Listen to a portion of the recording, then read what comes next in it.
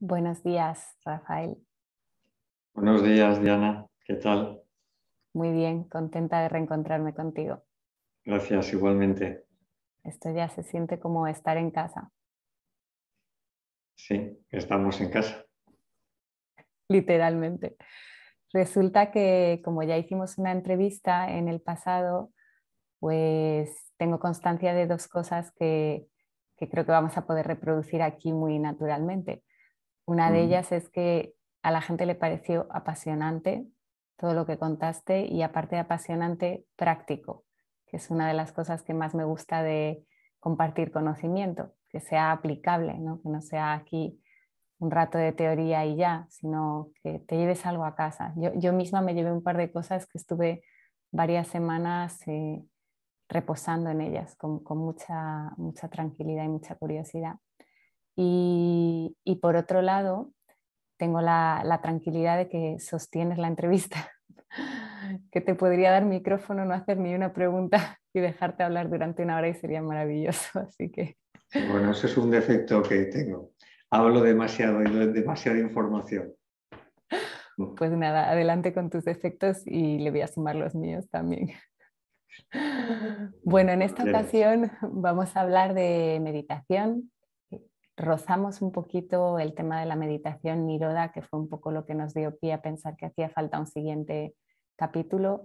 De hecho, estoy muy contenta porque el otro día estaba escuchando hablar a un podcaster americano que es extremadamente famoso y reputado, y él decía, aunque surja algo interesante con un invitado, no te aceleres, sigue donde estás y programa un siguiente episodio con ese invitado en vez de intentar meter demasiadas cosas. Y pienso que así lo hicimos, ¿no? Que dijimos, vamos a seguir por donde vamos y ya cogeremos este otro carril más adelante. Y hemos estado Bueno, esperando. muy bien. Entonces, hoy tienes espacio para hablar como experto, practicante y profesor de meditación, incluso investigador a tu manera, ¿no? Yo creo que todos somos investigadores de lo que hacemos y enseñamos. Y me despertaba mucha curiosidad este tema de la meditación Niroda cuando lo planteaste. No lo había escuchado nunca. O sea que fíjate que llevo en relación con el yoga desde los 18 años y obviamente los Yoga Sutras sí que los conozco, que creo que también vamos a poder profundizar un poco en ello. Y voy a empezar igual que empecé la otra entrevista. Me gustaría saber cómo has llegado a tener una relación con la meditación, cómo surgió en tu vida, qué tipo de territorios te ha ofrecido y cómo has ido integrándola en tu trabajo y en tu praxis. Sí, pues te puedo contar muy resumidamente cómo fue aquellos tiempos, hace ya 40 años de aquello. Yo desde la adolescencia, prácticamente desde los 15 años, 14, 15 años, empecé a leer cosas relacionadas con el mundo de la mente y con el mundo del misticismo, ¿no? Entonces, recuerdo que cayeron en mis manos libros de filosofía hindú, de filosofía védica, de yoga, y empecé a leer autores como Vivekananda, Ramakrishna, Yogananda, que en aquellos tiempos pues eran los únicos autores que estaban traducidos al castellano, ¿no? Y bueno, recuerdo que aquello me apasionaba y me permitía conocer un mundo bien distinto al que nosotros en Occidente habíamos tenido y habíamos sido educados, ¿no?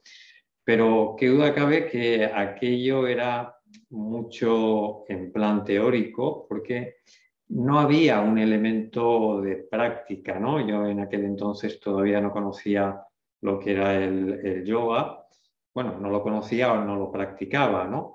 Pero toda aquella parte filosófica, mística de estos libros era difícil de llevar a la práctica, ¿no? Un buen día, estaba además estudiando segundo de medicina, cayó en mis manos un libro que hablaba sobre una técnica de meditación. Esa técnica de meditación era la meditación trascendental y hablaba sobre los beneficios que se habían investigado acerca de esta práctica meditativa, ¿no? Que había traído a Occidente Maharishi Mahesh Yogi en la década de los principios de los 60, finales de los 50, ¿no? Recuerdo que aquel libro me apasionó porque aunque no describía cómo se hacía la técnica, porque hablaba de la importancia de tener una instrucción personal, ¿no? A través de una persona, de un profesor, pero sí hablaba de muchos de los conceptos de la práctica meditativa y sobre todo de la investigación que se estaba haciendo a nivel de neurociencia en aquellos tempranos momentos cuando la investigación en meditación recién comenzaba, ¿no? A partir de ese libro y a partir de otros libros que compré sobre el mismo tema de la meditación trascendental, pues tomé la decisión de buscar quién podía enseñarme a practicar meditación trascendental. Y simplemente encontré en aquel tiempo, estamos hablando del año 80, encontré una academia que recién habían abierto en Cataluña, en Sant Hilari de Sacalm, y ahí estaba un poco localizado el centro neurálgico de meditación trascendental en España en aquellos tiempos. Y recuerdo que, bueno, pues cogí por aquel entonces 1600 y me fui con un largo recorrido, porque en aquel entonces no habían autopistas y el 600 no pasaba de 100 por hora como mucho. Bueno, tardé un día casi en llegar hasta Gerona, pero ahí me tiré 15 días aprendiendo la técnica de meditación trascendental y tomando algún curso más de profundización en aquel entonces, porque bueno, ya que iba, pues podía tener esa posibilidad y así lo hice, ¿no? Y ese fue un poco mi andadura, ¿no? En lo que era una cuestión de bajar a lo concreto, de bajar a la práctica, toda esa filosofía que yo había estado leyendo en los libros. Rafael, qué tiempos aquellos. Oh, ya lo creo. Te visualizo, sobre todo el gran cambio que percibo en esos tiempos es que uno piensa, quiero hacer una cosa, se pone, la hace, le lleva el tiempo que le tiene que llevar, le dedica el tiempo que le tiene que llevar. Lo que veo hoy en día es que la mayoría de la gente tiene 5 minutos para aprender una técnica, 5 minutos para ir de un sitio a otro y todo es como fast and furious, ¿no? Lo contrario que tus 600 es...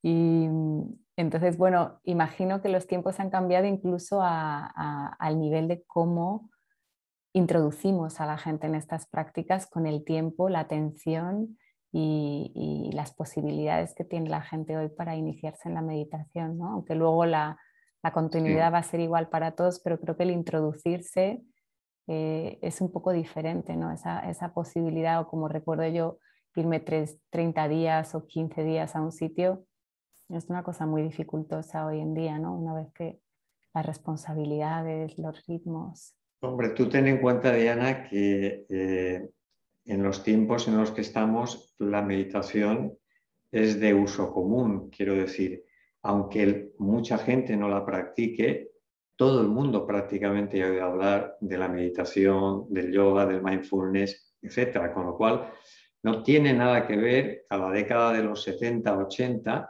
donde hacer meditación era ser un bicho raro. Es decir, yo era el bicho raro de mi familia, era el bicho raro de la facultad, era el bicho raro de mis amigos, porque hacía cosas que eran un poco de locos, ¿no? Es decir, bueno, a ver dónde te has metido tú, a ver en qué secta te has metido tú. Cosa bien distinta a lo que ocurre ahora. No quiere decir que ahora la gente sepa qué es meditación, cuidado, ¿eh? Pero sí, qué duda cabe que, bueno, pues tenemos mucho más acceso a información disponible a toque de ratón, ¿no? Entonces, bueno, pues eso es una gran ventaja también. Mm. Sí, la accesibilidad creo que es una ventaja y luego está crear la cultura apropiada, ¿no? Es decir, que a lo que accedemos sea de calidad y sea realmente algo que nos nutra de manera global, no superficial como una cultura popular, sino como una cultura personal. Hay una Sí. cosa que cuando has hablado de lo que te estimulaban los textos místicos, ¿qué ocurre cuando leemos algo que no explica cómo hacer la cosa, sino los estados que se alcanzan a través de esa cosa? Es decir, estos textos de estos maestros que no te están contando qué hacen, pero la manera en la que te lo cuentan ya induce un poco ese estado. ¿Sabes? Cuando leemos estos textos místicos y entramos un poco como en un pequeño trance, que parece que casi estás experimentando los estados del que lo relata, ¿qué pasa ahí? ¿Cómo se transfiere esta experiencia?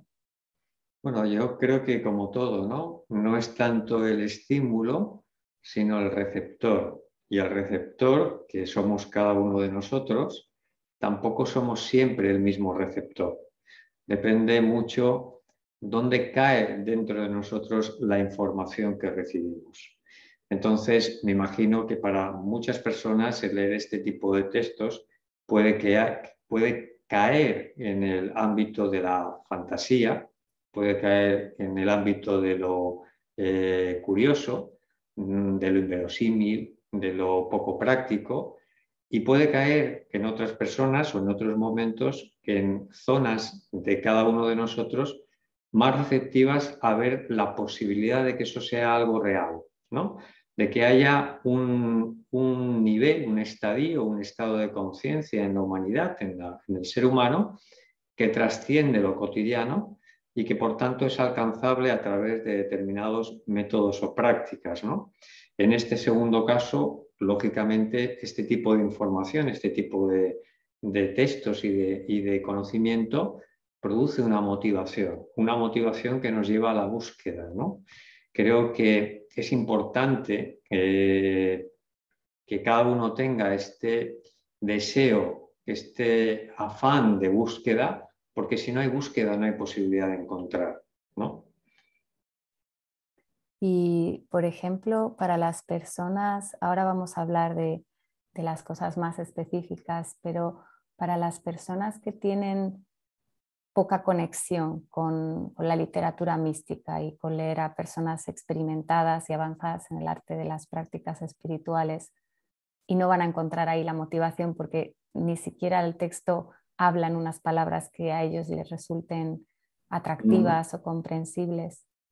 ¿Qué puertas hay para estimular la evocación que va a llevar a esa motivación y a esa búsqueda? Bueno, yo creo que estamos en una época en ese sentido privilegiada, ¿no? Porque nosotros podemos entrar, o tradicionalmente se entraba en los caminos que podemos denominar ampliamente como espirituales, desde la búsqueda, desde el deseo interior de transformación y de búsqueda, ¿no? Pero actualmente no necesariamente tenemos que pasar por ahí. ¿Por qué? Porque todo este ámbito de la meditación y de las prácticas que de nuevo podemos englobar de forma general como místicas, están entrando dentro de la ciencia, de la ventana de la ciencia. Eso quiere decir que están siendo traídas al mundo de lo cotidiano, al mundo de la psicología, al mundo de la fisiología, al mundo de la empresa, al mundo de la salud, al mundo de todos los días. Y en esas áreas hay muchísima más gente interesada, ¿no? Hay gente que a lo mejor no tiene ningún interés en los aspectos místicos, espirituales, trascendentes, pero sí la tiene, por ejemplo, en mejorar su salud, en mejorar su estado psíquico, en tener mejores relaciones, en tener un mejor desempeño académico o laboral. Entonces, tenemos diferentes puertas de acceso a tecnología, a prácticas ancestrales que nos van a llevar a un desarrollo global. Es decir, no porque entres por una puerta significa que tus resultados a través de una práctica meditativa se van a ceñir a ese área en concreto, sino que tú entras por ese área, pero vas a entrar a un edificio mucho mayor que posiblemente en un futuro puedas decidirte a investigar otras habitaciones, otros pisos diferentes al piso o a la habitación por la cual entraste en el edificio, ¿no? Esto lo hace más inclusivo, ¿no? A la diversidad Totalmente, de comprensiones, totalmente. necesidades. Quizá este Yo es el creo, futuro, ¿no? Seguir haciéndolo sí, inclusivo. yo creo que la ciencia está permitiendo abrir las puertas de la trascendencia y de lo místico a muchas personas que de otra manera no entrarían en el ámbito de la meditación, ¿no? Mm. Sí, porque la mayoría de las personas entienden lo que es la salud mental. si hablamos de salud mental, casi cualquier persona tendrá una idea intuitiva. ¿A qué me refiero? A sentirse bien, a no tener pensamientos obsesivos, a poder salir de un bucle de negatividad, a recuperar un ánimo a voluntad, a comprender lo que me está pasando. Y eso parece sí que al estar vaciado, porque en cierto modo está vaciado de otras cosas que sí que nos daban las tradiciones espirituales, pues ese vacío también lo hace menos resistente, ¿no? Menos resistente. Es como que hay menos la fricción del sistema de creencias, ¿no? Que a veces también creo que ahí es donde se daba la dificultad, que parecía que había que adscribirse a un sistema de creencias, una espiritualidad concreta, y si no lo tenías no entrabas en las técnicas. Y ahora en las técnicas entras independientemente del sistema de creencias que tengas, ¿no? Sí, con esto que dices quiero resaltar dos cosas. Primero, el tema de la salud mental, ¿no? Porque sí, evidentemente todo el mundo tiene una cierta idea, pero sobre todo es que mucha gente está padeciendo problemas de salud mental, ¿no? Todos hemos padecido en algún momento, en mayor o menor medida, disfunciones mentales, psicológicas, emocionales, cognitivas, como lo queramos llamar, tengamos o no tengamos un diagnóstico médico, psicológico o psiquiátrico, ¿no? Pero fíjate que en las últimas décadas el avance de los trastornos, vamos a llamar trastornos mentales, ha aumentado exponencialmente en la sociedad. Aproximadamente un 13%, 12,5-13% de todas las enfermedades son de tipo mental. Esto significa un porcentaje de población tremendamente importante, ¿no? Tremendamente significativo. Y la mayor parte de esos trastornos, el 50% aproximadamente según los estudios, comienza antes de los 15 años. Esto quiere decir que nosotros en el sistema educativo que estamos desarrollando estamos haciendo algo que está generando estrés, ansiedad, depresión, trauma en los niños que se están desarrollando y que van a perdurar después como una predisposición a sentirse emocionalmente perturbados antes las dificultades que la vida puede traer, ¿no?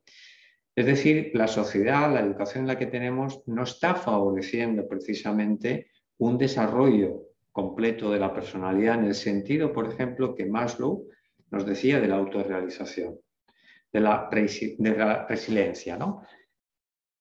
¿Cuánta resistencia tenemos a las situaciones desgastantes, de estrés, que la vida de alguna forma nos va a traer, quizá, o por desgracia, con más frecuencia? Ya lo estamos viendo en los últimos tiempos, ¿no? Entonces creo que es muy importante que la gente entienda que debemos de implementar algo que nos prevenga de esos deterioros que vamos a vivir en algún momento.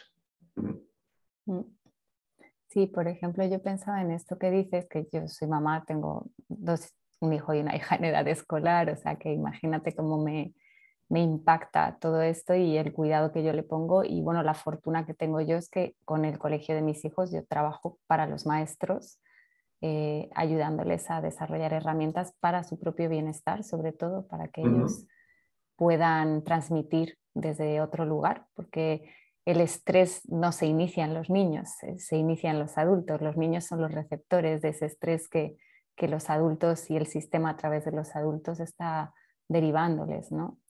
Y simplemente dormir bien, la falta de sueño, son cosas muy sencillas, ¿no? Pero que son muchos los detalles que están afectando a la atención de cómo luego los niños van a poder gestionar esos desafíos. Y pienso que si les enseñamos a través de la meditación a gestionar su atención, quizá podemos compensar un poco, ¿no? Algunos hábitos que derivan de una sociedad que mal duerme, que hace demasiadas cosas, que corre demasiado y que se olvida de lo importante, ¿no? La verdad es que es un tema tan complejo. Solamente un inciso para comentarte la otra cosa. en relación a lo que comentabas, Sí. es que fíjate tú que hoy sabemos que dependiendo de la reactividad y de los niveles de estrés de la madre, así se predispone el niño que está en su vientre para ser más o menos vulnerable al estrés. ¿Mm? Es decir, no necesariamente estamos hablando de los primeros años de vida, que son esenciales, lógicamente, sino incluso de cómo en el embarazo podemos transmitir o no una vulnerabilidad mayor al estrés o no. ¿Mm? El otro aspecto que has comentado antes, que tenía que ver con el sistema de creencias, ¿no? Evidentemente, las creencias son terriblemente limitantes en general, porque una creencia siempre acota el campo de la realidad a un ámbito muy pequeño que es aquello en lo que yo creo. Aquello en lo que yo no creo no forma parte de mi mundo, no forma parte, por tanto, de mi paradigma. Entonces, evidentemente, si nosotros no tenemos un sistema de creencias que permita una adecuada introducción en el ámbito de la filosofía, del misticismo, de la espiritualidad, no entraremos nunca en el campo de las técnicas meditativas desde ese punto de vista, porque nuestras creencias simplemente nos hacen mirar hacia otro lado. Pero si creemos en un sistema mucho más basado en lo evidente, en la ciencia, en datos objetivos, ¿no? Que de alguna forma podemos contrastar, pues lógicamente nuestra posibilidad de entrar en este mundo va a ser mucho mayor que antaño, ¿no? Entonces creo que la ciencia en ese sentido, repito, cumple un papel fundamental en abrir el campo de la meditación a un número inmenso de personas que de otra forma no entrarían. Quizás entonces esta pequeña catástrofe social de tener cada vez más personas que no se encuentran bien, viene acompañado de la ventaja o la bendición de tener la herramienta más a mano. Es como si a la que surge el problema de repente tenemos una solución disponible, ¿no? Hemos creado algo, pero tenemos una respuesta. De todas formas, algo tenemos que saber, y es que la meditación, aunque va a ser un elemento importante para fortalecer, digamos, la estructura de la personalidad, y esto lo voy a matizar después, hablo de la estructura de la personalidad en términos de salud psicológica, no fue diseñada la meditación o las técnicas atencionales, no fueron diseñadas para trabajar con la psicopatología. Fueron diseñadas para permitir que el ser humano accediera a una dimensión trascendente de sí mismo, a un estado de conciencia diferente y a un nivel de comprensión diferente de sí mismo y del universo, ¿no? Qué duda cabe que para que tú tengas ese acceso necesitas de un equilibrio psicológico que permita, digamos, que te permita crecer o autorrealizarte en tu pleno potencial. Pero aunque la meditación va a producir ese reequilibrio en el tiempo, es necesario saber que tenemos actualmente muchas otras disciplinas o técnicas desde el campo de la psicoterapia, desde el más amplio sentido de la psicoterapia, no solo la psicoterapia tradicional o psicoanalítica, sino incluso las psicoterapias que ahora conocemos de enfoque claramente somático, que son tremendamente útiles y prácticas para solventar ciertos problemas o desajustes que podemos tener en nuestra psicología proveniente de nuestras experiencias de vida, de los traumas, de nuestra educación, etcétera, etcétera, ¿no?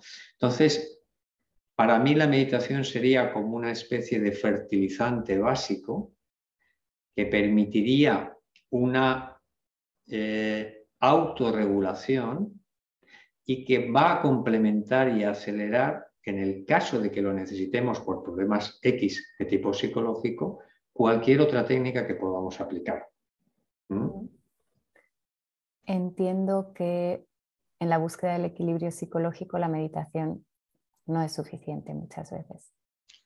Cuando tenemos elementos, digamos, claramente crónicos y diagnosticados como tal, la meditación a corto plazo no es suficiente. ¿Mm? A medio plazo sí va a ir produciendo una actualización, como si tenemos un poco de tiempo después podemos evaluar un poco más, es decir, por qué la meditación produce los efectos que produce a nivel del bienestar psicológico y del bienestar fisiológico, ¿no? Todo esto tiene una razón de ser, pero si nosotros estamos aquejados de algo concreto, tendremos que aplicar algo concreto, además de meditar. Comprendido, comprendido. Muy importante. Una pregunta.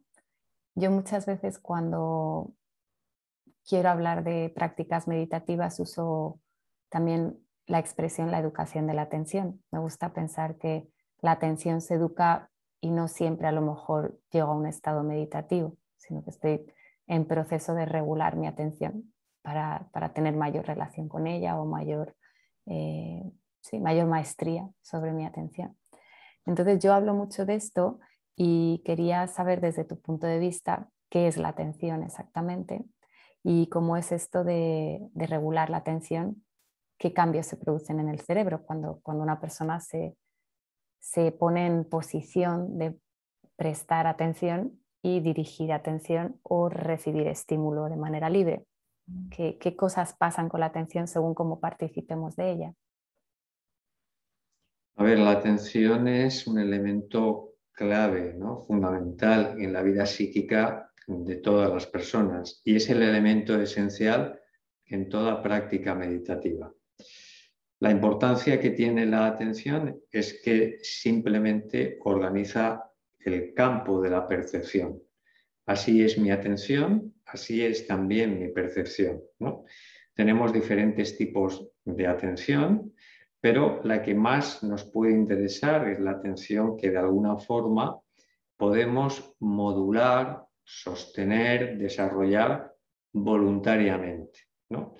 Y la importancia que tiene la atención, si nosotros lo llevamos al estudio o a lo que sabemos desde el lado de la neurociencia, sabemos que la atención voluntaria está situada en el córtex prefrontal, el que tenemos en la frente, detrás de la frente y encima de los ojos, ¿no?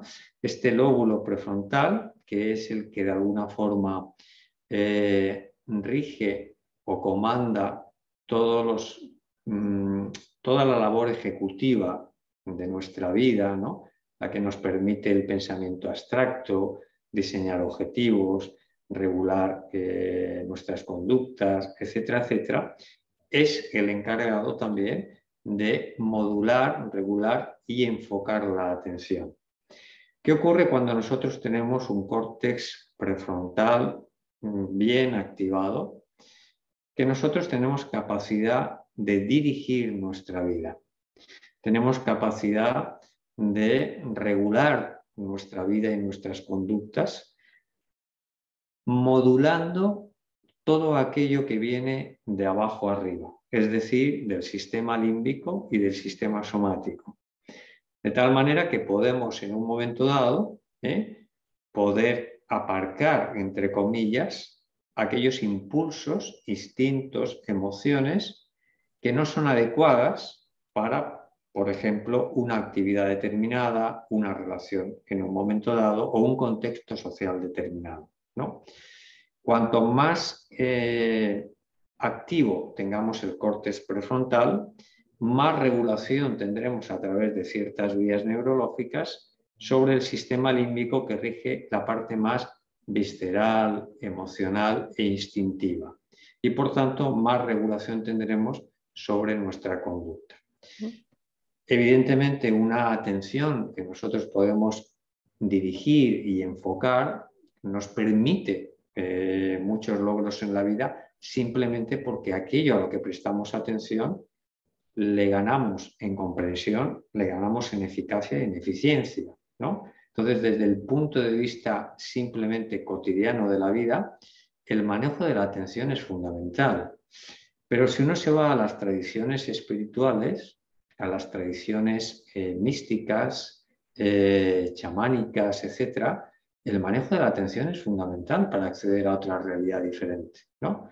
Como decía Carlos Castaneda en uno de sus libros, ¿no? Para acceder a una realidad aparte, para acceder a una realidad distinta que no vemos, que no percibimos con los 5 sentidos. Y que solamente podemos percibir si somos capaces de modular la atención y la percepción en otra dirección que no sea simplemente el sensorial. Una pregunta. Si la atención nos serviría para afinar la percepción de lo que nos rodea, es decir, aquello donde pongo la atención puedo comprenderlo mejor o ser más eficaz en la relación con esa cosa, persona, experiencia, y también nos vale para percibir cosas que no se ven, cosas que son más sutiles. ¿Sigue siendo el córtex prefrontal el que se ocupa de estas cosas más sutiles? A ver, esto del cerebro se sabe mucho, pero no sabemos también muchísimo, ¿no? Entonces, bueno, el córtex prefrontal es el que nos permite dirigir voluntariamente la atención, ¿no? Y en la tradición, por ejemplo, del yoga, o en la tradición tántrica, sabemos que hay una serie de estructuras en la fisiología energética que se denominan chakras y que tenemos un chakra en el centro del entrecejo, que es el tercer ojo, por decirlo de alguna manera, ¿no? Fíjate que hay una relación directa por zonalidad, por localización entre el córtex y esta zona del sexto chakra o del tercer ojo, ¿no? Luego, lógicamente estamos hablando de que cuando nosotros manejamos la atención, la vamos a manejar desde ahí para acceder a una percepción de planos diferentes, ¿no? Es cierto que el lóbulo prefrontal va a enfocar la dirección, pero van a ser necesarias quizás otras estructuras que también van a estar lógicamente involucradas en ello. Pero bueno, si estamos aprendiendo de cómo funciona un ser humano normal a nivel cerebral, imagínate lo que nos queda por desarrollar de cómo funciona un ser en estados alterados de conciencia o un ser que esté plenamente desarrollado, digamos, espiritualmente, ¿no? Creo que queda mucho camino, pero es un camino apasionante por otro lado, ¿no? Sí, la pregunta no te la hacía para pillar, sino porque cuando yo misma percibo actividad cerebral en mis estados de contemplación o de concentración, hay momentos en los que noto como si la actividad cerebral derivase un poco hacia atrás cuando prescindo un poco de la percepción de los 5 sentidos. Y es una sensación de menos carga y un desplazamiento de... Es una sensación de libertad. Es como si de repente no estuviera tan enfocada, tan concentrada. Algo se libera. Entonces sí lo noto como una experiencia neurológica, realmente, igual que siento el cambio en onda cerebral y no te digo al 100%, pero sí noto los cambios en onda cerebral cuando voy a dormir, cuando me despierto, Claro, cuando me activo, sí, le estoy prestando atención a eso normalmente. claro. Es que sin duda cuando tú accedes a esos niveles, el cerebro tiene que empezar a funcionar de forma diferente, ¿no? Y tiene que haber una desactivación de ciertos patrones de ondas rápidas, fundamentalmente de ondas tipo beta, ¿no? Que son unas de las ondas más rápidas que tenemos, para dejar paso a ondas más lentas que involucran también otras formas y áreas cerebrales que condicionan una percepción distinta de uno mismo y también del mundo que percibe, ¿no? Porque todos tenemos y pasamos por 3 estados de conciencia, ¿no? Que son cotidianos y conocidos por todos a lo largo de 24 horas. Todos estamos en vigilia, todos estamos en un momento dado soñando y todos estamos en sueño profundo. Y en esos tres estados, el funcionamiento del cerebro, con sus ondas eléctricas, de la fisiología, es diferente. Y como consecuencia, hay diferencia en cómo yo me percibo. El yo que soy en vigilia no es el mismo que el yo soñador y no es el mismo que el yo del sueño profundo, porque ese yo no existe, no tengo conciencia de, ¿no? Pero el mundo que percibo en vigilia es distinto al mundo del soñar, ¿no? Y distinto al mundo del sueño profundo, donde no hay percepción. Entonces, qué duda cabe que tenemos estados diferentes de funcionamiento cerebral y de experiencia de nosotros mismos y del mundo. Está bien por eso saber que cuando aprendemos a meditar vamos a experimentar algunas de estas cosas. Cuando aprendemos a meditar, aprendemos un proceso atencional que nos va a ir llevando a poner en funcionamiento áreas cerebrales que habitualmente no se activan de la misma manera que cuando estamos despiertos en el día a día, ¿no? El cerebro, cuando estamos en vigilia y ocupados de elementos concretos, de tareas, del trabajo, de una relación, de ver una película, etcétera, etcétera, funciona muy fragmentadamente. Es decir, a un estímulo determinado, una parte del cerebro responde, ¿no? Lo que hoy sabemos es que cuando uno inicia un proceso de meditación, nos encontramos con que hay una mayor participación de áreas cerebrales ante el mismo estímulo, ¿no?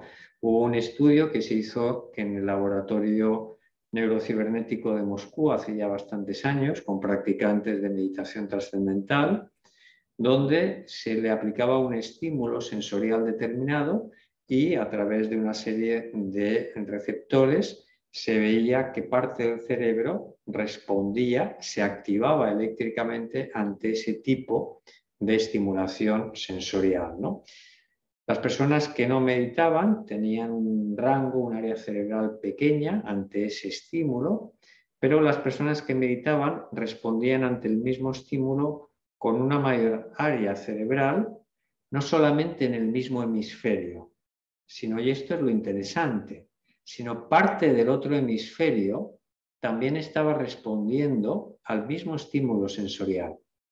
Esto es tremendamente significativo porque significa que si yo involucro diferentes áreas cerebrales en la percepción de un estímulo, voy a ser capaz de ganar riqueza de detalle, de significado en ese estímulo. Si además involucro no solamente un hemisferio cerebral que sabemos que procesa la información de una determinada forma, que el derecho la procesa de manera diferente a como la procesa el izquierdo, pero si resulta que ambos están trabajando juntos en un mismo estímulo, estamos teniendo una percepción, una perspectiva de lo que estamos percibiendo muchísimo más amplia. Eso aporta significado a lo que vivimos, ¿no? De la otra manera, la vida se queda muy reducida a pequeñas cosas rutinarias que siempre caen en los mismos lugares y producen siempre la misma sensación de hastío, de aburrimiento o de no tener ningún tipo de significación, ¿no?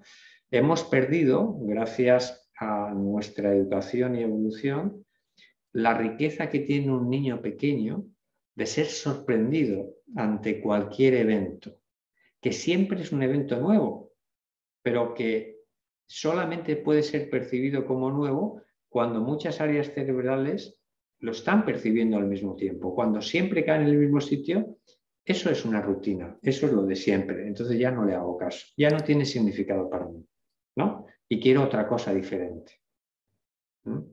De ahí el valor de la atención, porque cuando yo presto atención, abro mi cerebro a que perciba desde otras áreas cualquier evento que suceda, una relación, una conversación, una situación dada, y entonces eso se aleja de lo cotidiano para caer, digamos, en lo extraordinario, ¿no? Y eso está pleno de sentido.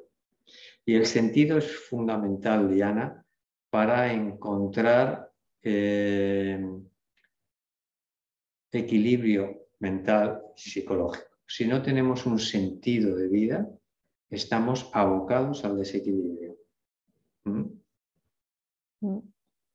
Sí, además qué bonito sería encontrar ese sentido en las cosas sencillas, ¿no? Que porque la atención está educada y despierta y el cerebro funcionando de esta manera más holística o integrada, que cualquier cosa nos parezca apasionante e interesante, no tengamos que correr hacia el mundo exterior, sino que en la propia vida diaria ya se encuentre la felicidad. Eso es lo que yo veo de gran ventaja y beneficio de esta experiencia integradora, es no necesito correr fuera, con lo cual la vida también coge una pausa, un pozo, una belleza y una sencillez que no es aburrida, sino nutritiva.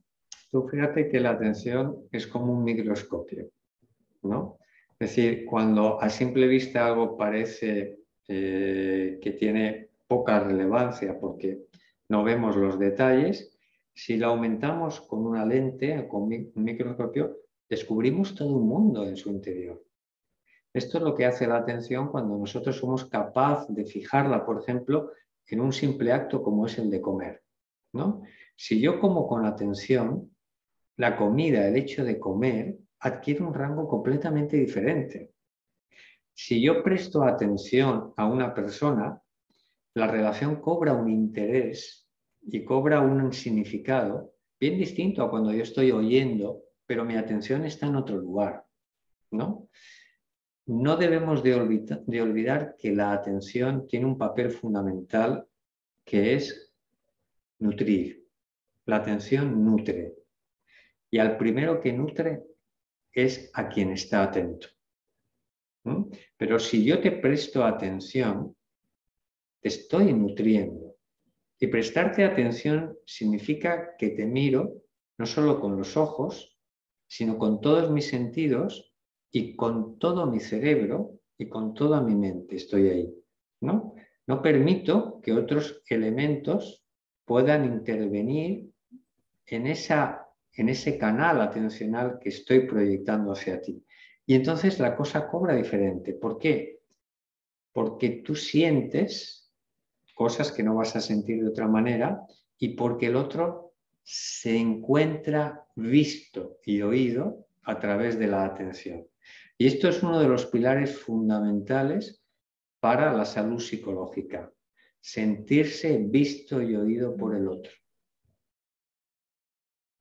¿Mm? ¿Mm? Estaba recordando mucho a los parámetros del apego seguro, ¿no? Cómo podemos medir que un niño ha recibido el apego seguro, sentirse visto, consolado, protegido. Al final, si podemos con la atención ofrecer un apego seguro a los demás, que sepan que estamos ahí, pues quizás si no lo tuvieron de anteriores personas, al menos lo podrán tener. Podríamos hacer un grupo de seres humanos que va de alguna manera ayudando a los demás a su paso, ¿no?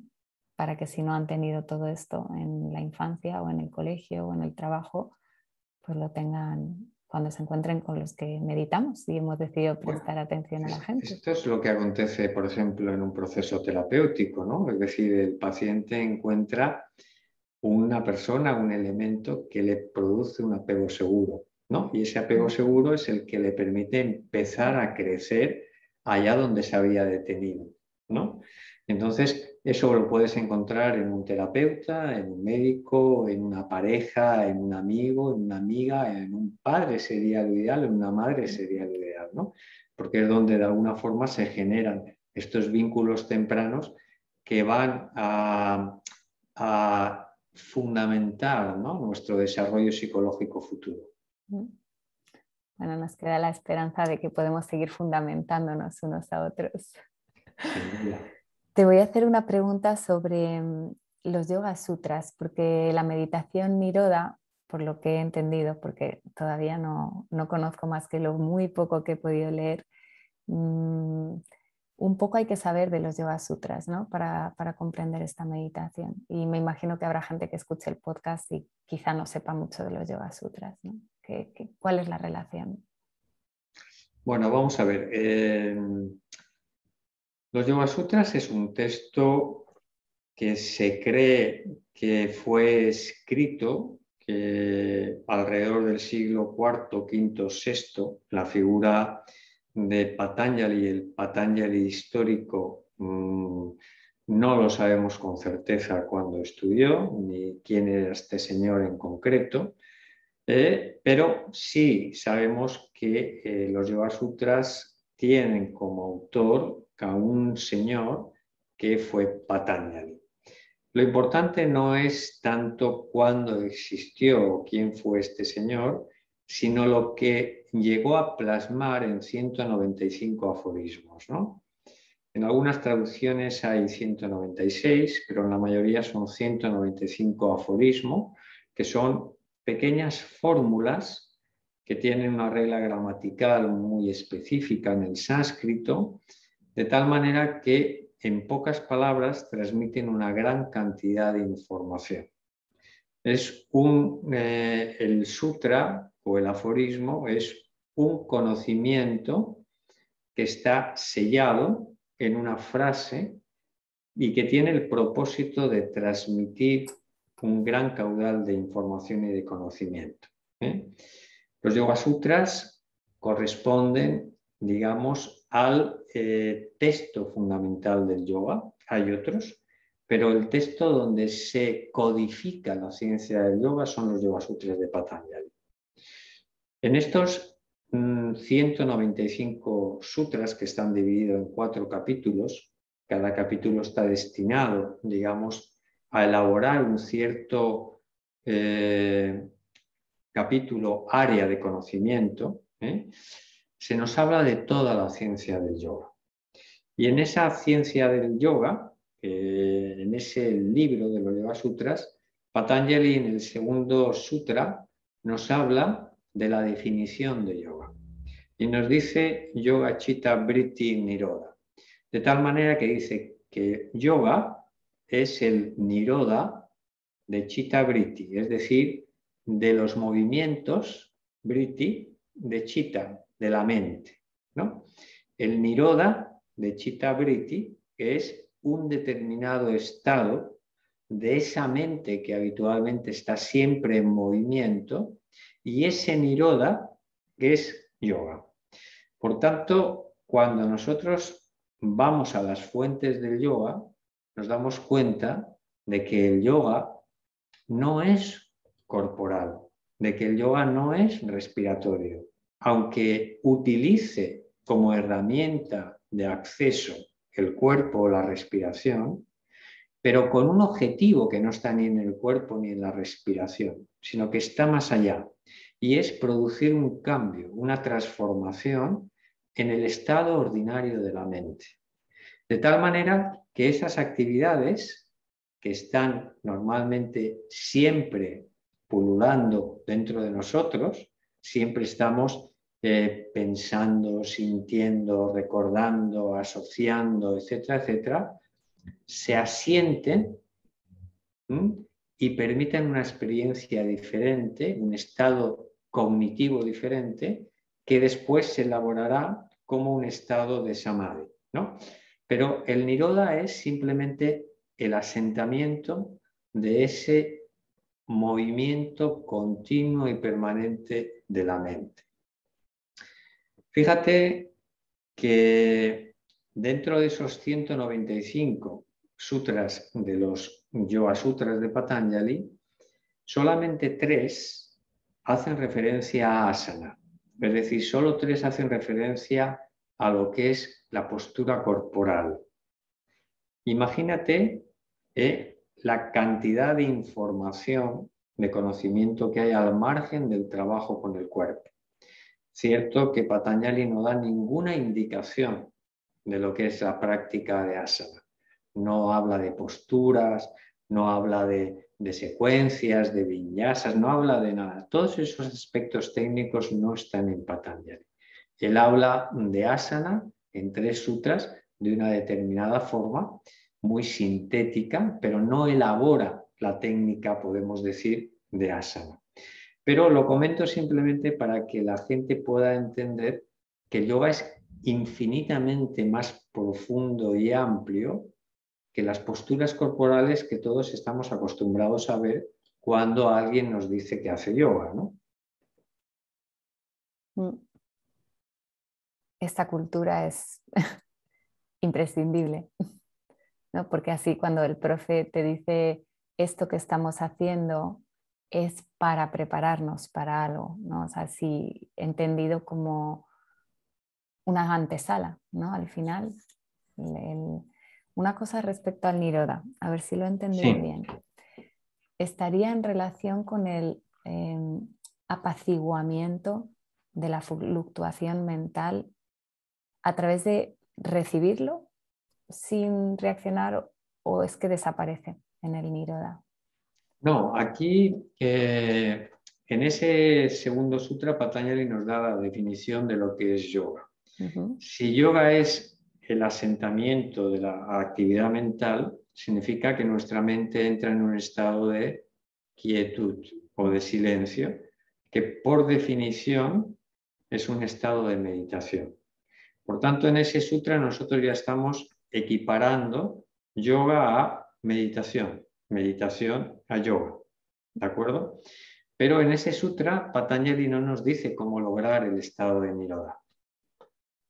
Nos habla de lo que es yoga y para eso utiliza esta palabra, pero no va a ser hasta el Sutra 12 cuando él nos va a dar una técnica, un método, un proceso para lograr llevar la actividad ordinaria de la mente al estado de Niroda. ¿Y ¿Vale? esto es comprensible también, el Sutra 12?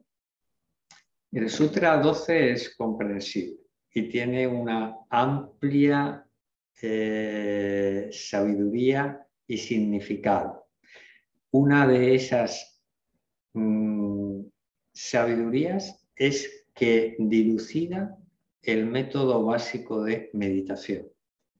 Es decir, el procedimiento, vamos a distinguir lo que es la técnica o los procesos atencionales meditativos del estado meditativo. El estado meditativo es uno, pero los diferentes métodos o posibilidades de acceso a ese estado pueden ser varios. Patanjali nos da una vía directa desde el Sutra 12 para acceder directamente a asentar la actividad de la mente en el estado de Niroda. Este sutra habla de que ese método tiene dos componentes y dos componentes que son simultáneos, que son complementarios y que son como la cara y la cruz de una misma moneda. Uno de ellos es que algo tenemos que hacer y que habitualmente se traduce como abhyasa práctica, ¿no? La práctica implica un elemento de hacer, algo tengo que hacer, porque si no hiciera nada, seguiría trabajando con el funcionamiento ordinario de mi mente, ¿correcto? Ese algo tiene que ser hecho de tal forma que no meta más actividad a la mente. Si yo meto a través de ese hacer más actividad, estoy yendo en sentido contrario a lo que pretendo, que es disminuir la actividad mental. Y para eso Patanjali nos da un segundo elemento que se traduce como desapego, vairagya, y que nos habla, en definitiva, de dejar de hacer. Es como que, por un lado, nos asociamos a algo, nos apegamos a algo, y al mismo tiempo, o correlativamente, nos soltamos, nos desapegamos de algo. Hacemos y no hacemos. Hacemos y dejamos de hacer. Ese hacer, lógicamente, en el ámbito de la meditación, es un hacer atencional. Involucra nuestra atención. Significa que debemos de prestar atención a algo determinado y debemos de hacerlo de tal manera que ese enfoque de la atención no suponga una activación mayor de nuestra mente. Este es el punto clave que diferencia a las diferentes estrategias o métodos meditativos. El cómo uso la atención. Y que gracias al desarrollo de la tecnología y de la neurociencia, que nos permite visualizar qué ocurre en el cerebro en vivo y en directo, podemos saber lo que antes se pensaba que era lo mismo. Antes se pensaba que las técnicas de meditación en su conjunto, al menos las que se conocían, producían un mismo estado cerebral. Hoy, gracias al desarrollo de esa tecnología y de numerosos investigadores, sabemos que las técnicas de meditación se agrupan por el modo en que yo utilice la atención en 3 grandes grupos de técnicas meditativas.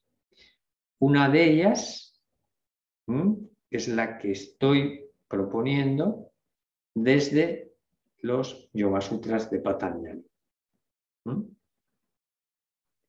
Una pregunta. Te paro un segundo.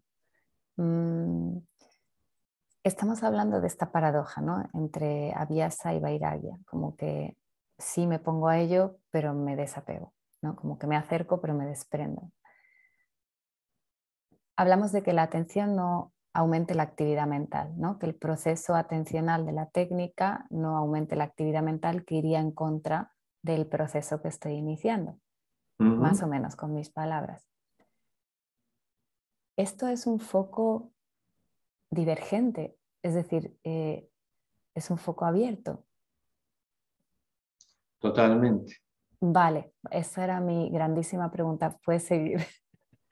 Totalmente, Gracias. porque si quieres te comento brevemente un poco estos 3 grandes grupos de prácticas meditativas, ¿no? Una de ellas, un gran grupo de técnicas, son las de tipo concentrativo.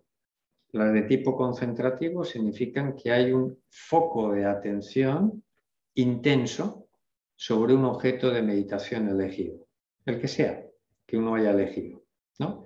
Implica que en esa actitud concentrativa yo no dejo entrar, aunque no lo voy a conseguir, evidentemente, pero no dejo de entrar ningún otro pensamiento, objeto, emoción distinto de la percepción atenta del objeto meditativo.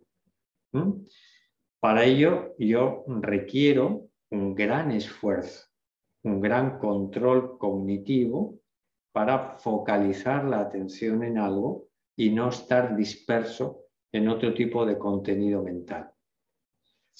Esto implica un patrón de ondas cerebrales muy rápidas. Por tanto, estamos hablando de que ese no es un estado meditativo tal y como se propone en los Yoga Sutras, sino un estado concentrado de mente. Gracias o fundamentado en una gran actividad cerebral, en una gran activación cerebral. ¿De acuerdo? Luego tenemos otro gran grupo de técnicas, que son las técnicas de atención abierta, ¿no? En este tipo de prácticas ya no tenemos un solo foco de atención, un objeto de atención, sino que nuestra atención está abierta a múltiples objetos que puedan surgir en el campo atencional, en el campo de la percepción, ¿no? Ya sean elementos externos que ocurran a través de los sentidos, ya sean en el mundo interno, en mi propio contenido interior, ¿no? yo estoy tratando en esas prácticas meditativas de estar plenamente consciente y atento a lo que ocurre dentro y fuera de mí. Para que yo pueda desarrollar esa clase de atención, requiero también de un esfuerzo, requiero también de un control cognitivo. ¿Para qué?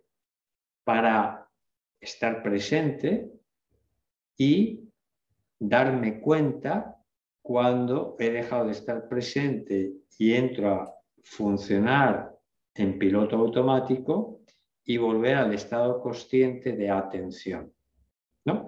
La mayor parte de las técnicas de mindfulness obedecen a este foco, a esta manera de utilizar la atención.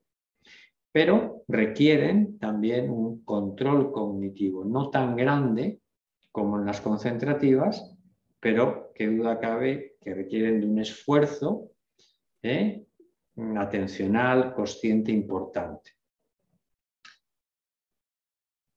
El último grupo, que son las técnicas que se denominan autotrascendentes, a mí me gusta denominarlas de atención pasiva libre. También se les llama como meditaciones no dirigidas, y no porque no sean meditaciones que alguien dirige, sino que no son dirigidas desde dentro. Entonces, para mí las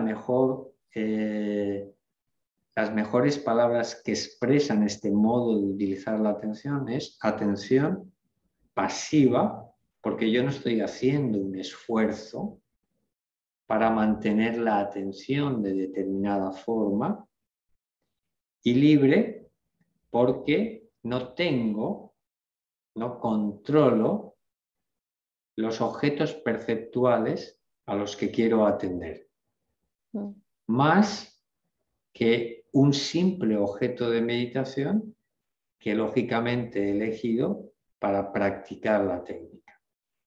¿De acuerdo? Pero el resto de los objetos que pueden aparecer en mi mente no están bajo mi control, ni quiero controlarlos. Toda esa actividad espontánea que acontece dentro de mí, no la quiero eliminar, no la quiero controlar. Simplemente quiero que aflore. Por eso es un grupo dentro de las cuales está la meditación Niroda. Es un grupo de técnicas que permiten que el contenido espontáneo de la mente aflore. Y uno puede pensar, ¿y para qué?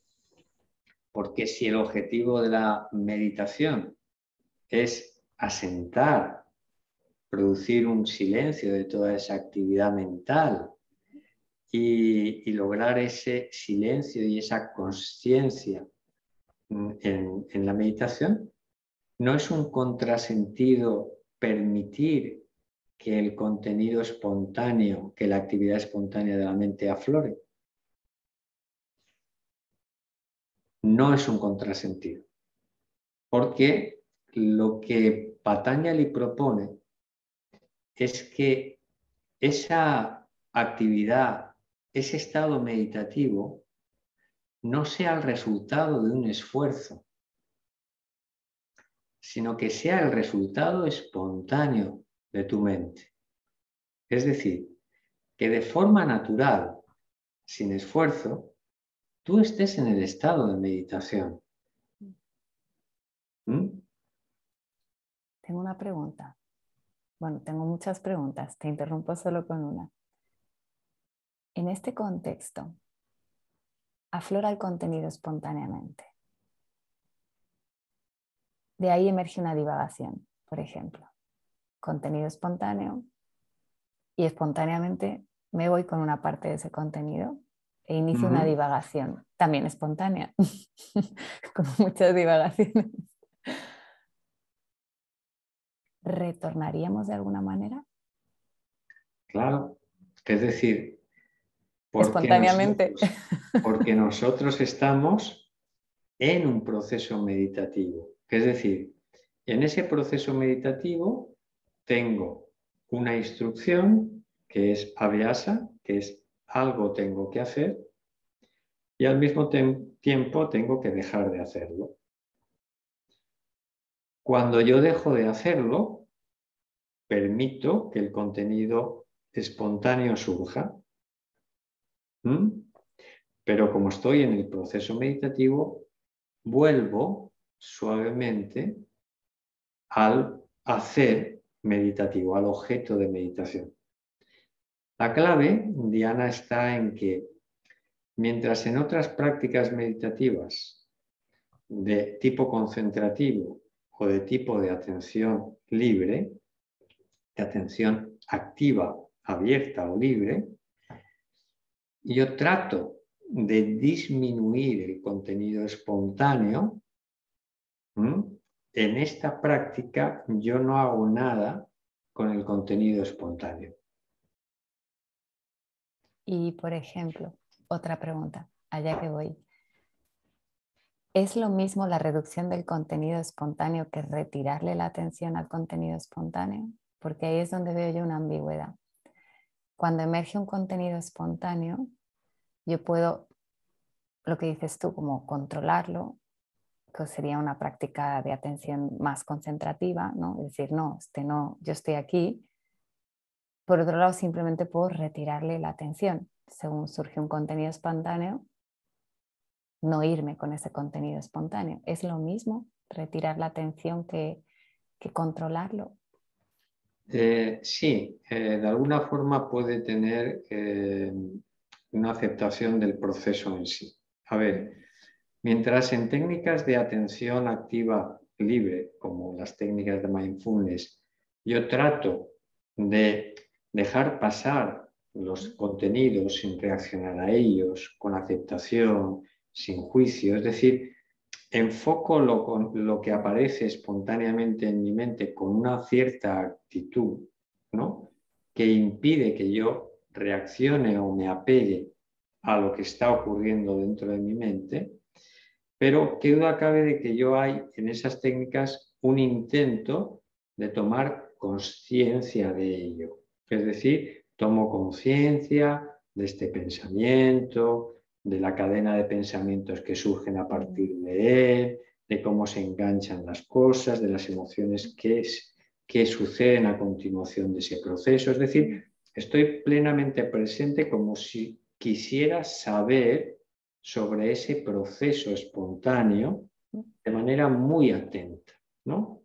Conocer atentamente lo que ocurre en el contenido espontáneo. Para eso requiere un estado de vigilia, de alerta, de atención, que requiere esfuerzo de mi parte para no perder el hilo y simplemente perderme en esas divagaciones, como tú dices. En las técnicas de atención pasiva libre, como es la meditación Niroda, o como son otras técnicas que han aparecido en el mundo actual, todas ellas, y lo tengo que decir, todas ellas que proceden de la técnica madre, que es la meditación trascendental. La meditación trascendental es la principal técnica. La principal en el sentido de que fue la primera y de que es la técnica más investigada en este grupo de meditaciones de atención pasiva libre, ¿no? Pero a partir de ahí, el acierto que tuvo Maharishi Mahesh Yogi fue traer un método de meditación basado en los Yoga Sutras, en el conocimiento tradicional del yoga, y hacerlo accesible a la mente occidental, ¿no? Entonces diseñó una estrategia meditativa que cumple los requisitos de Patanjali, y que de esto yo me di cuenta después de 20 años de hacer meditación trascendental y empezar a estudiar los Yoga Sutras y darme cuenta de que ese conocimiento que había recibido de Maharishi Mahesh Yogi estaba en los Yoga Sutras de una manera muy concreta y muy palpable, ¿no? Estas técnicas, repito, tú no necesitas hacer un acto consciente de la actividad espontánea de la mente, porque no vas a producir los resultados a través de ese acto consciente, sino simplemente al hecho del proceso meditativo en sí. O sea, no es una toma de conciencia de la actividad espontánea lo que va a hacer que la meditación cambie o me cambie, sino que la actividad espontánea es producto de los cambios que la meditación ya está produciendo en el cerebro y en mí. Por eso, debido a esos cambios, la actividad espontánea surge. Por tanto, no tengo que hacer nada con ello. ¿Entiendes?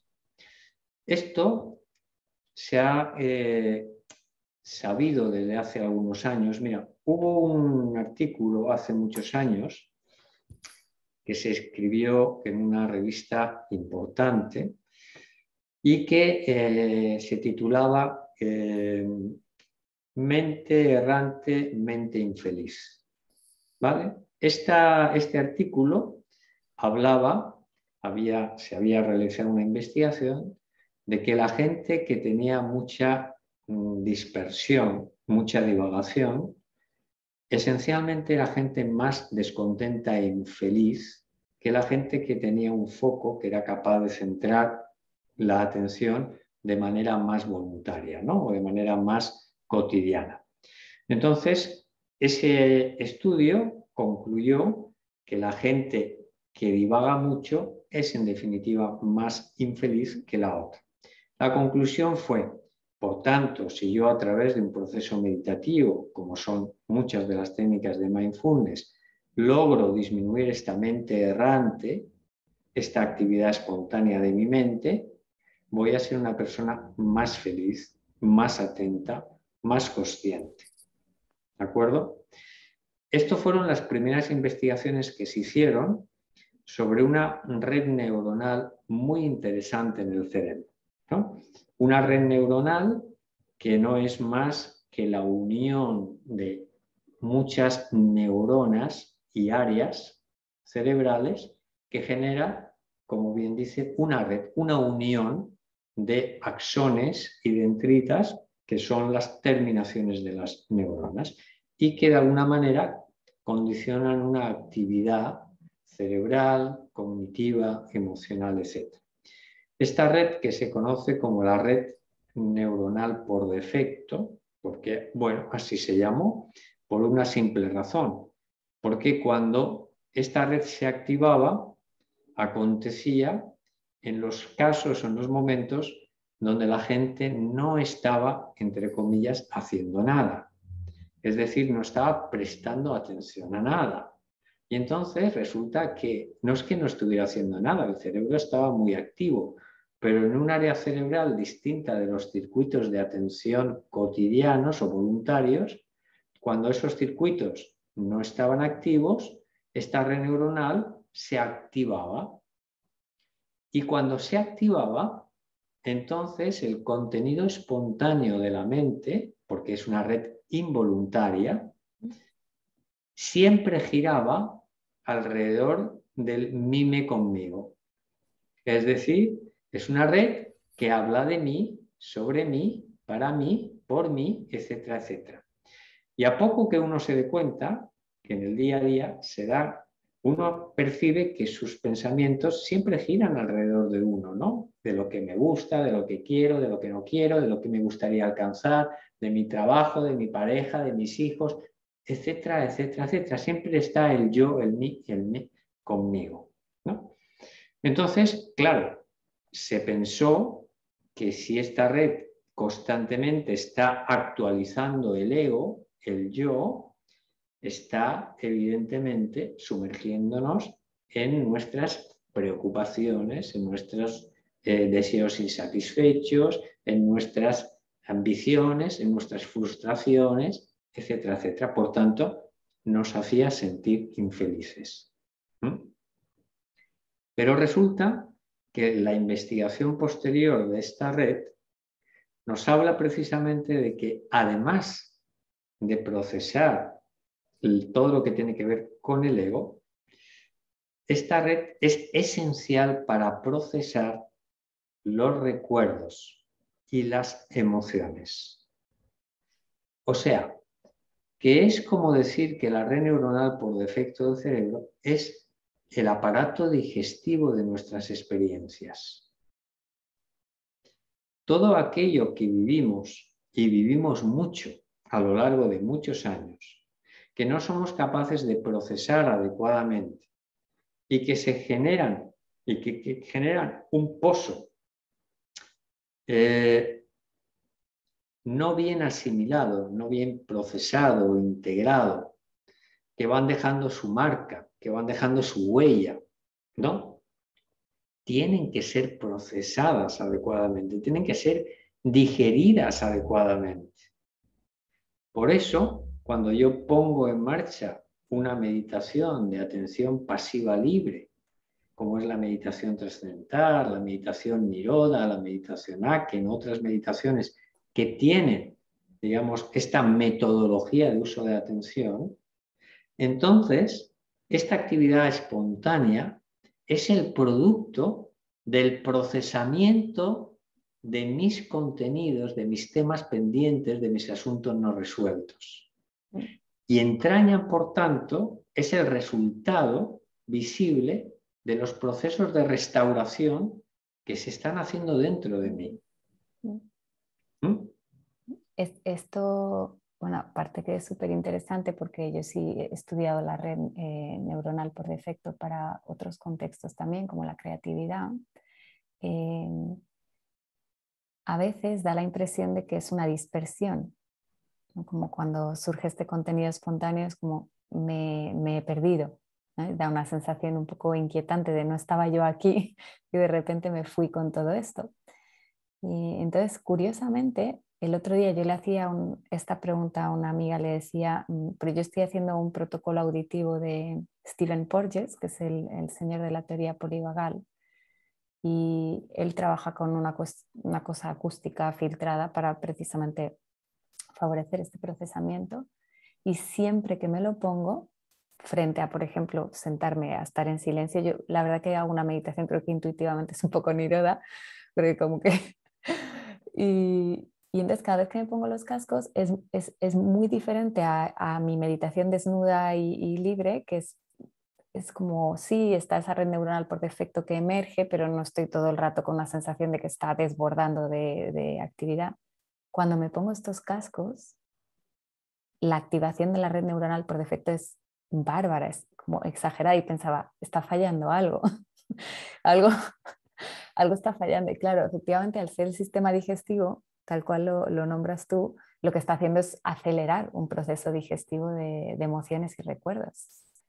Entonces, eso que es inquietante de sentir tanta actividad de repente, que está provocado y tiene un propósito, ¿no? En este contexto, y se hace de manera muy pausada, muy pautada y muy delicada, precisamente, claro, está en digestión todo eso, ¿no?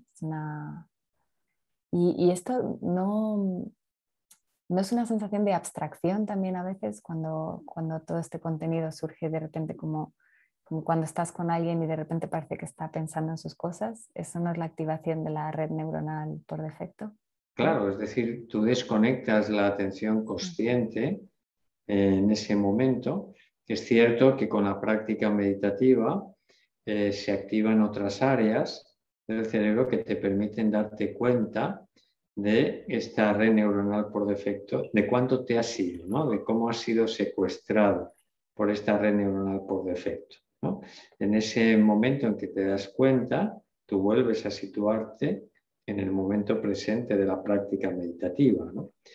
Pero la diferencia cualitativa e importante que hay entre las prácticas de atención pasiva libre y los otros grupos de práctica es que estos pensamientos producto de la red neuronal por defecto no se consideran un obstáculo.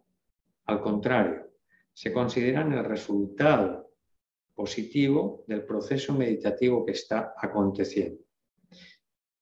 De alguna forma, nosotros tenemos que valorar lo siguiente. Si nosotros tuviéramos un sistema nervioso completamente limpio y purificado, por decirlo de alguna forma, que podamos entender, la experiencia natural sería el estado meditativo.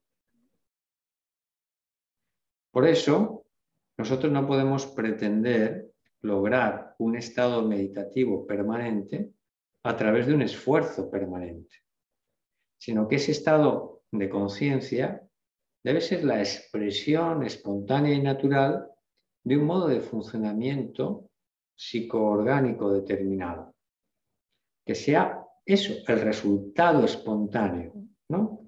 Que sea el vivir espontáneo desde ese estado, ¿no? El proceso meditativo lo que hace es una especie de limpiador del sistema nervioso. Va limpiando de huellas, marcas, traumas, experiencias, que en definitiva están bloqueando el libre flujo de la energía nerviosa para experimentar la vida desde un estado de conciencia meditativo. Por eso, en la práctica meditativa, no importa si llevas 2 meses meditando o llevas 40 años, la práctica es la misma. La red neuronal por defecto sigue estando ahí. Porque lo importante no es lo que acontezca dentro de la meditación, sino cómo la meditación cambia tu día a día, cambia tu estar en el día a día.